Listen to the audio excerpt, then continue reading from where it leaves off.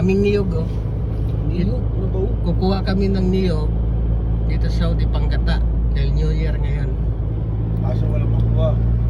Kasi walang makuha dahil walang bunga. Walang bunga yung niyog oh. May niyog din pala dito sa Saudi. Yan.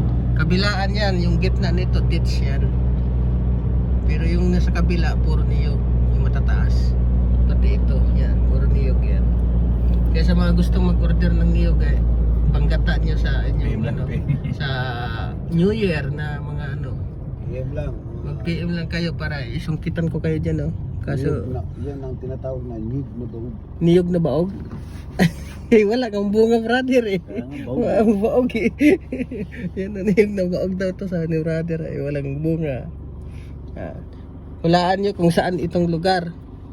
Premyo kayo. Kung saan sa Saudi. May premyo kayong gata. May premyo sila kung saan sa Saudi mahulaan nila. O kahulaan ko. Yan. Wag. Kasi dito ka na eh.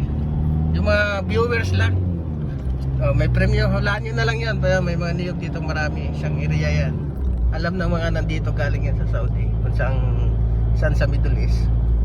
O, sige na, babay na. Mag-comment na lang kayo dyan sa ano, kung saang lugar. At may premyo kayong gata.